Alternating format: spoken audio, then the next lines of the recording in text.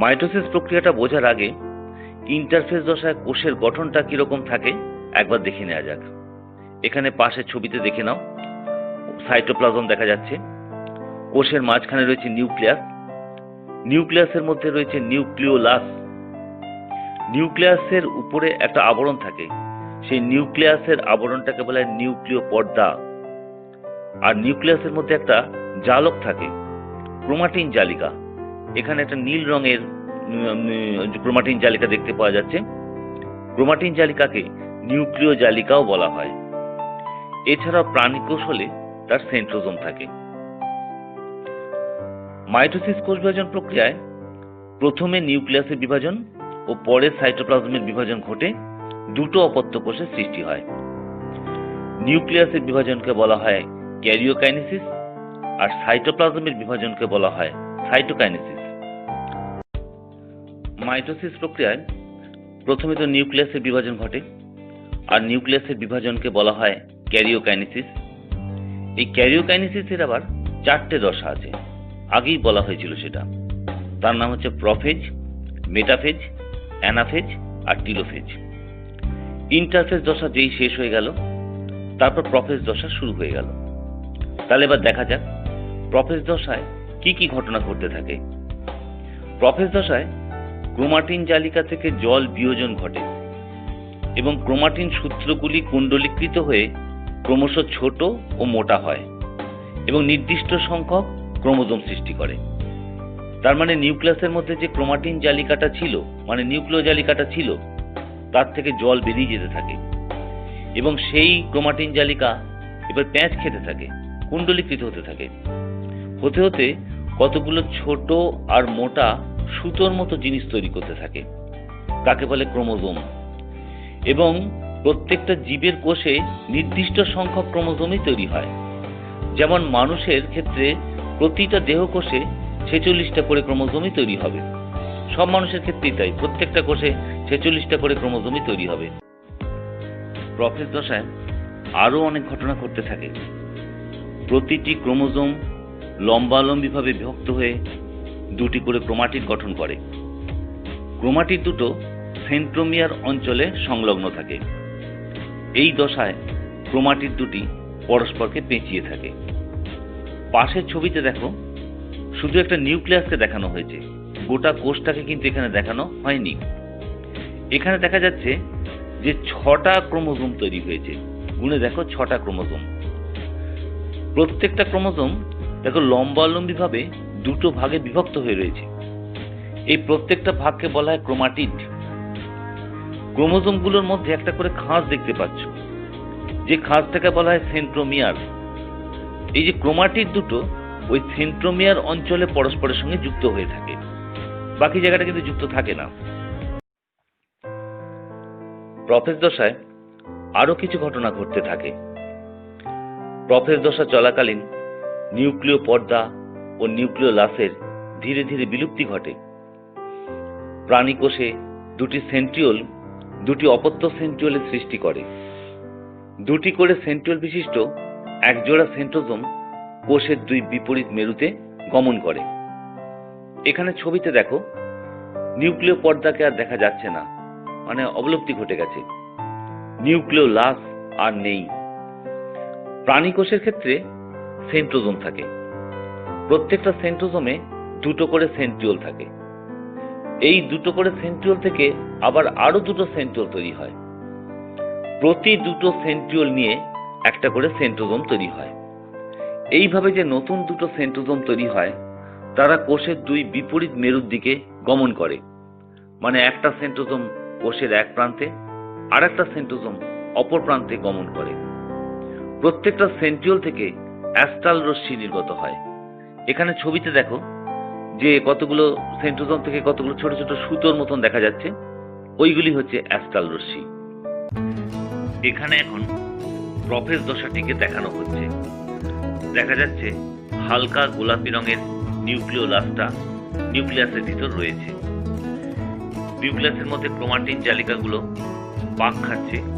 পাক খেতে খেতে সুতোর মতন ক্রোমোজোম গঠন করছে। নিউক্লিওলাসটা আস্তে আস্তে অবলুপ্ত হয়ে যাচ্ছে। এখানে দেখা যাচ্ছে 6টি ক্রোমোজোম গঠিত হচ্ছে। প্রত্যেকটা ক্রোমোজোম লম্বালম্বিভাবে দুটি ভাগে বিভক্ত থাকে। এই প্রত্যেকটা ভাগকে বলা হয় ক্রোমাটিড। প্রতিটি ক্রোমোজোমের ক্রোমাটিড দুটো সেন্ট্রোমিয়ার অঞ্চলে পরস্পরের সঙ্গে যুক্ত থাকে। প্রাণী কোষের ক্ষেত্রে সেন্ট্রোজোম থাকে। প্রতিটি সেন্ট্রোজোমের সেন্ট্রিওলগুলি আবার বিভক্ত হয় এবং প্রতি দুটো সেন্ট্রিওল নিয়ে নতুন সেন্ট্রোজোম তৈরি হয়। এরপর এই অপত্য সেন্ট্রোজোম দুটো কোষের দুই মেরুর দিকে ধীরে ধীরে অগ্রসর হতে থাকে। নিউক্লিওলাসটা কিছুটা আগেই অবলুপ্ত হয়ে যায়। এরপরে অবলুপ্ত হতে শুরু করে নিউক্লিয় পর্দা, আর সেন্ট্রোজোম থেকে উৎপন্ন হচ্ছে অ্যাস্টার রশ্মি। প্রোফেজের পর শুরু হয় মেটাফেজ। এই দশায় নিউক্লিওলাস ও নিউক্লিয় পর্দা সম্পূর্ণ বিলুপ্ত অবস্থায় থাকে এবং বেম তন্তুর আবির্ভাব ঘটে। প্রাণী কোষের ক্ষেত্রে অ্যাস্ট্রাল রশ্মি থেকে, আর উদ্ভিদ কোষের ক্ষেত্রে সাইটোপ্লাজমে অবস্থিত মাইক্রোটিউবুল থেকে বেম তন্তু গঠিত হয়। এখানে ছবিতে দেখো, এই যে ক্রোমোজোমীয় তন্তু আর অবিচ্ছিন্ন তন্তু দেখতে পাওয়া যাচ্ছে, ওগুলোই হচ্ছে বেম তন্তু। ক্রোমোজোমগুলো সব কোষের মাঝখানে রয়েছে। দেখো, নিউক্লিয় পর্দা আর নিউক্লিওলাস আর নেই। যে বেম তন্তুগুলির সাথে ক্রোমোজোম যুক্ত থাকে তাকে ক্রোমোজোমীয় তন্তু বলে, আর যে বেম তন্তুগুলি এক মেরু থেকে অপর মেরু পর্যন্ত বিস্তৃত থাকে তাকে অবিচ্ছিন্ন তন্তু বলে। দেখো, এই মেটাফেজ দশাতেই তো বেম তন্তুর আবির্ভাব ঘটে। ছবিতে দেখে নাও কোনটা ক্রোমোজোমীয় তন্তু। দেখো, ক্রোমোজোমীয় তন্তুগুলি একটা মেরু থেকে উৎপন্ন হয়ে ক্রোমোজোমের সেন্ট্রোমিয়ার অঞ্চলের সঙ্গে যুক্ত হয়ে রয়েছে। এরপর দেখো অবিচ্ছিন্ন তন্তুগুলি দেখো এক মেরু থেকে উৎপন্ন হয়ে সরাসরি অপর মেরু পর্যন্ত চলে গেছে। এই দশায় ক্রোমোজোমগুলি কোষের বিষুব অঞ্চলে সজ্জিত হয় এবং ক্রোমোজোমগুলিকে পরিষ্কার গুনতে পারা যায়, কারণ ক্রোমোজোমগুলি খুব স্পষ্ট হয়ে ওঠে।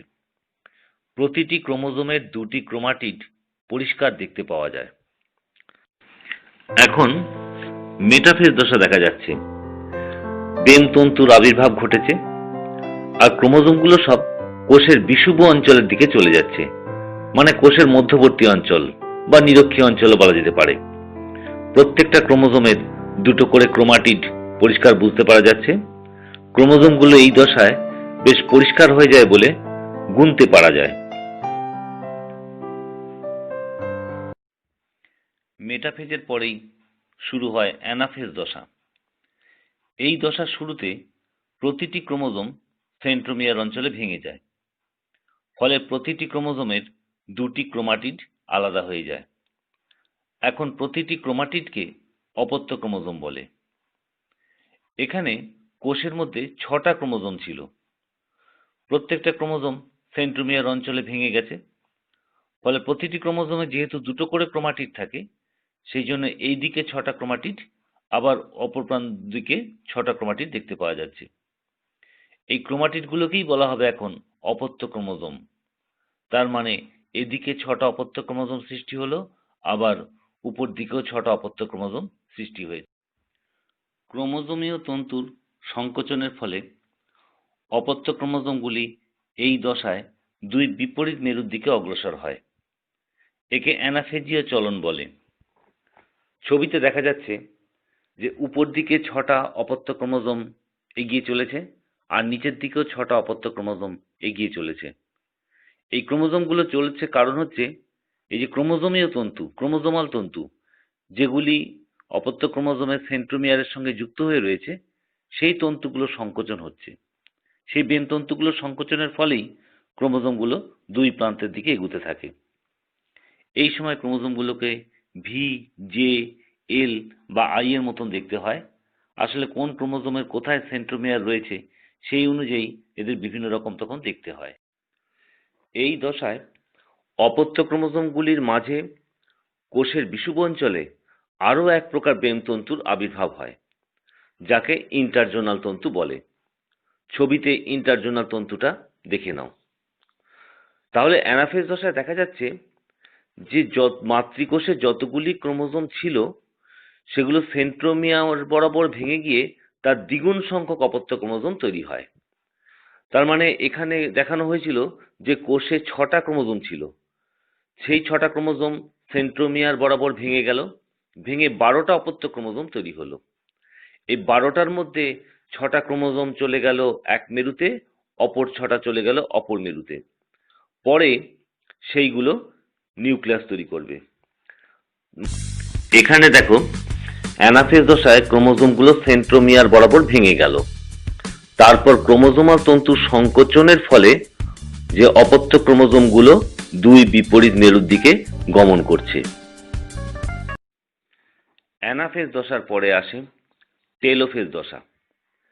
এই দশায় দুই মেরুতে অবস্থিত অপত্য ক্রোমোজোমগুলির কুণ্ডলী খুলে যায় এবং আবার নিউক্লিয় জালিকার সৃষ্টি হয়।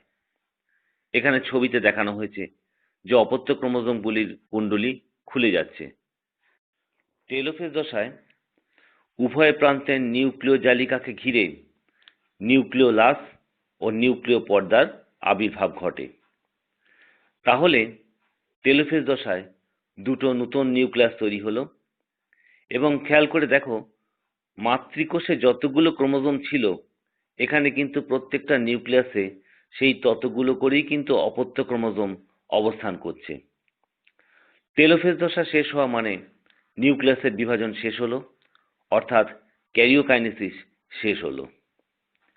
তাহলে টেলোফেজ দশার উল্লেখযোগ্য বৈশিষ্ট্য হলো নিউক্লিয় জালিকার আবির্ভাব, নিউক্লিয় পর্দা ও নিউক্লিওলাসের আবির্ভাব এবং দুটো নূতন নিউক্লিয়াসের সৃষ্টি। এখানে টেলোফেজ দশায় নিউক্লিয় জালিকার আবির্ভাব ঘটছে এবং নিউক্লিয় পর্দা ও নিউক্লিওলাস সৃষ্টি হয়ে সম্পূর্ণ দুটো নূতন নিউক্লিয়াস আবার তৈরি হয়ে যাচ্ছে।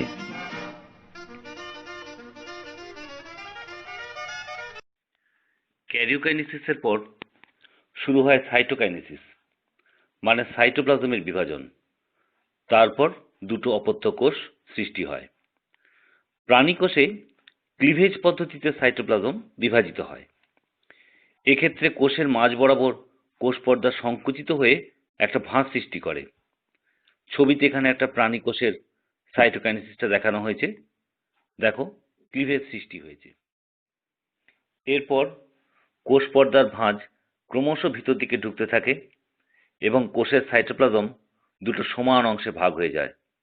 তারপর দুটো অপত্য কোষ সৃষ্টি হয়ে যায়। একটা প্রাণী কোষে সাইটোকাইনেসিস পদ্ধতিটা এখন ঘটছে। কোষের মাঝ বরাবর এখানে কোষ পর্দায় ভাঁজ সৃষ্টি হচ্ছে। এরপর আস্তে আস্তে সেই ভাঁজটা গভীর হচ্ছে। গভীর হতে হতে এক সময় এই ভাঁজটা পরস্পরকে স্পর্শ করবে। তারপর দুটো কোষ সম্পূর্ণ আলাদা হয়ে যাবে, অর্থাৎ সাইটোপ্লাজমটা বিভাজিত হয়ে যাবে। এইভাবেই প্রাণী কোষে সাইটোকাইনেসিসটা ঘটে থাকে। তারপর দুটো নতুন অপত্য কোষ সৃষ্টি হয়।